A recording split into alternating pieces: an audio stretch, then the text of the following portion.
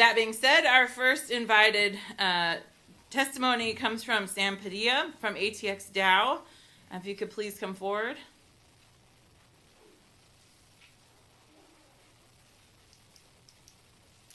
And David, 10-minute timer for, thank you.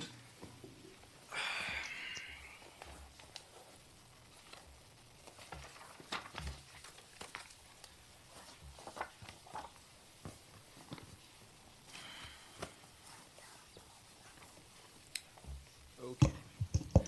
Well, thank you, Madam Chair and members of the work group for the opportunity to be here today. My name is Sam Padilla. I'm a blockchain cloud engineer at Google, but today I'm here to testify on behalf of ATX DAO on DAO legislation. ATX DAO is a decentralized autonomous organization dedicated to making Austin and Texas the crypto capitals of the world. We do that by educating and promoting crypto projects with local artists and businesses, connecting crypto communities in Austin and Texas, and advising local and state governments on crypto policy. In this statement and in the written testimony that was submitted to the group, we speak to ATX DAO's general position on DAO law, the importance of anonymity for DAOs, and make the work group aware of new technologies that may be relevant in mitigating common concerns regarding DAO legislation. DAOs have become the cornerstone of blockchain innovation. We are convinced that if Texas wants to become a model for blockchain innovation in the United States and beyond, it must explicitly recognize DAOs as legal entities in the state. Currently, in Texas, there is a significant disconnect between the way DAOs operate on a daily basis and the legal entities that represent them. I have personally experienced this through my work with ATX DAO. We vote on proposals regularly, hold biannual elections, organize several events and projects, and have established procedures and protocols. Despite this internal structure, when we interact with the outside world, we feel a lack of clarity needed to reach our full potential. Essential operational tasks such as opening a bank account, running payroll, or receiving payments, tasks that would otherwise be traditional or trivial for normal businesses, become painfully complex for DAOs. And the uncertainty surrounding legal compliance makes individual members worry that they may not be protected from liability. This lack of legal clarity for the DAO itself and for the businesses it interacts with limits the DAO's ability to engage in economic activity and is hindering the state's progress in crypto commerce. Nonetheless, we do not believe that creating a legal framework for DAOs needs to come at the expense of legal pragmatism, as may have been the case in other states.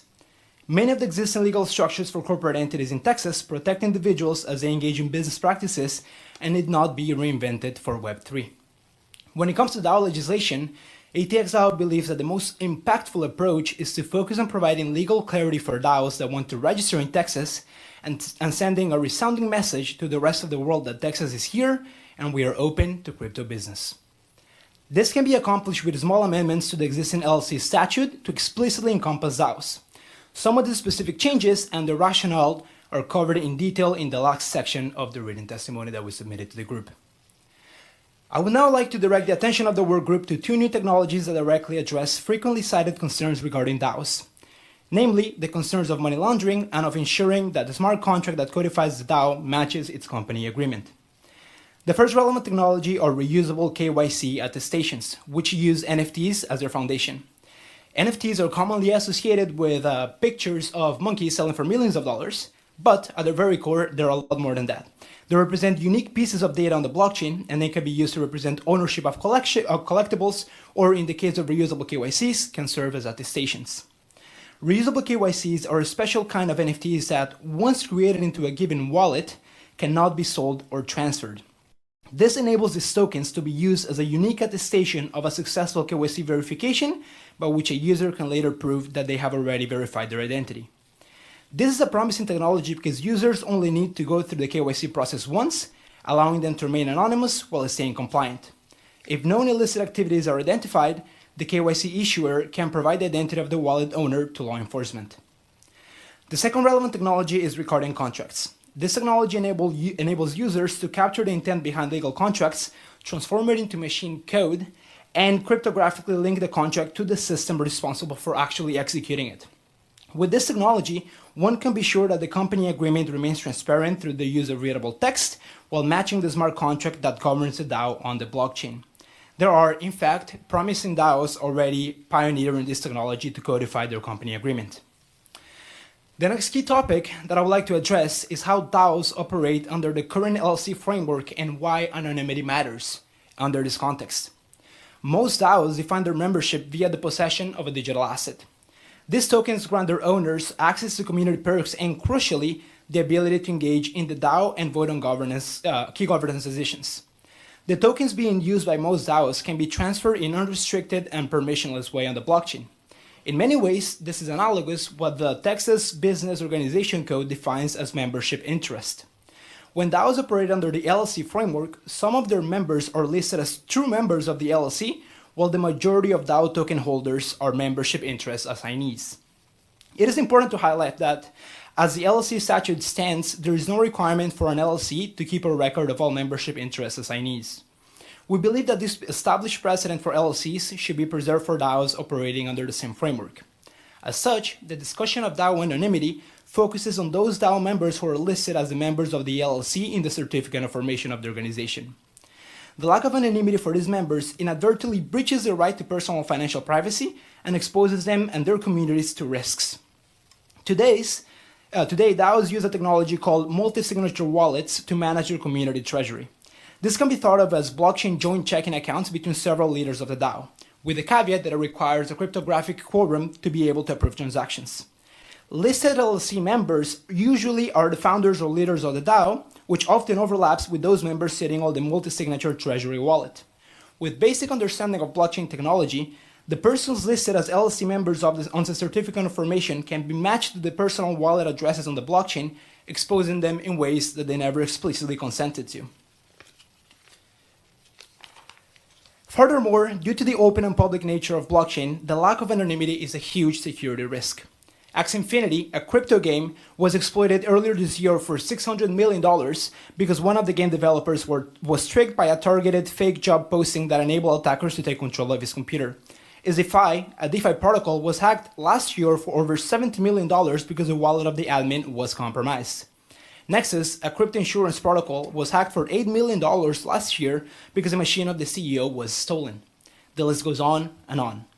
Blockchain risk analytics companies studying hacks have found that those teams whose identity was known were, on average, exploited for 5 times more than those teams who remain anonymous. Some of the biggest DAOs today have billions of dollars in their treasury management.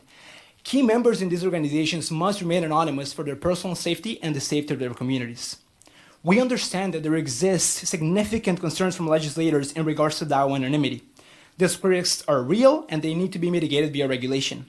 Nonetheless, we envision a future in which, through the technologies that I mentioned earlier, DAO membership, anti-money laundering, and anonymity can all coexist. Blockchain technology moves extraordinarily fast, and the legal landscape must evolve quickly to keep the pace of innovation and change. As such, we're in full support of the positive stance the government has taken on blockchain regulation and its willingness to listen to industry experts. Texas has some of the brightest minds in the matter of blockchain technology, several of whom are in this room right now. So it pleases us and we urge the legislators to continue to use this expertise. In that light, I am honored to have spoken today on behalf of one of those organizations that represents Texas blockchain excellence. But I would like to believe that today, I did not just speak on behalf of ATX DAO. Today, I also spoke to you as just another member of a much broader DAO movement, as a blockchain aficionado and professional, and, as I stated in my last testimony in front of you, as a conscious crypto bro. This statement was on behalf of all the DAOs and their communities that, through more legal clarity and less bureaucratic friction, may one day call Texas their home. I thank the workgroup for the opportunity, and I cannot wait to see our great state become an ever more prominent hub for technological innovation, while staying true to its values and improving the lives of our citizens. Thank you, and I will take any questions you may have now. Thanks very much. Does anyone have questions? No questions at all? I have one question. Well, go ahead, Lee. Sam, have we, what's the latest thought process on registering? Are we using like a beefed up registered agent, or what's the thought process around reaching anonymous DAO members in the event of a court of law needing to get a hold of them in some way? Yeah, so when I spoke to reusable KYCs, and I go into a lot of detail in the written testimony, these companies, these organizations, they are doing the traditional know your customer anti-money laundering verification of users, and then they issue these attestations, and then the users can go on to freely use in the ecosystem. It could be in the future a requirement for any DAO who wants to register in the state of Texas to go through that verifiable, reusable KYC attestation and to submit a proof of that attestation when they register in the state. As such, those members can actually remain anonymous, but in the case of those wallets being found to be involved in illicit activities, the members of the DAO can be, the KYC institution itself can be subpoenaed for the information of those owners of those wallets. So to summarize, to make sure we're understanding, the suggestion is that there's technology out there that would enable DAO members, the ones formally listed, and I want to clarify what you said earlier, the ones formally listed as members, to remain anonymous in their dealings with the DAO and with the state, but be accountable. Is really what provisions around know who beneficial owners are all about. Correct. Accountability. Correct. Okay, and then I wanted to clarify that would actually provide greater accountability than what's happening in the market right now, which is to list like 3 members of key players in the DAO, and then let everybody else still be a member, but through assignable membership interests. Correct. Which are untraceable. Correct. Right. Does anybody have other questions? If I may just clarify one more thing in regards to anonymity, there is the common impression that anonymity is that people in crypto want anonymity for the sake of freedom or liberty, which isn't to a degree true. Those are the values behind it, but a lot of people are mistaken that the intentions behind it are to engage in illicit activity. There's a lot of research, some of which we cite in the testimony submitted to the group, that the usage or the myth of usage of crypto for illicit activities is not but a myth. And as such, I think what I really want to highlight to the group is that anonymity for DAO members is not a matter of a desire to engage in illicit activities, it's a matter of security, and it's a matter of personal financial privacy. But I just want to state the fact and kind of stress the fact that it is really important for the state to start looking at explicitly recognizing DAOs as legal entities, because what we currently have, although it works, there is a big disconnect. That disconnect gives a space for liability. That disconnect is giving DAOs that are currently operating in Texas a very hard time to perform traditional business tasks like what I mentioned earlier. So something more explicit to provide clarity to those DAOs is very, very important.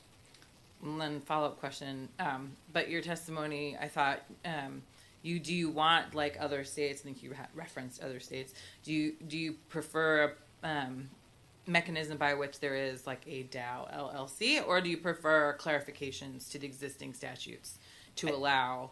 Yeah, I think the latter, because we believe that's simpler, that's more pragmatic, that is more straightforward, and we can achieve those goals of providing clarity and sending the important message. And I want to stress that the messaging is really important here. We want to show it to the rest of the country and to the rest of the world that, yeah, Texas is here, and we are serious about this, and we want crypto business to come here, and we want the state to move forward in crypto commerce. And I think the latter, which is small changes to the current LLC statute to explicitly encompass DAOs and to provide clarity to DAOs trying to operate in the state of Texas, is the easiest way to go, and it's probably the most objectively, well, simple and better way to go. Thank you. Any other questions? Thanks very much. Thank you.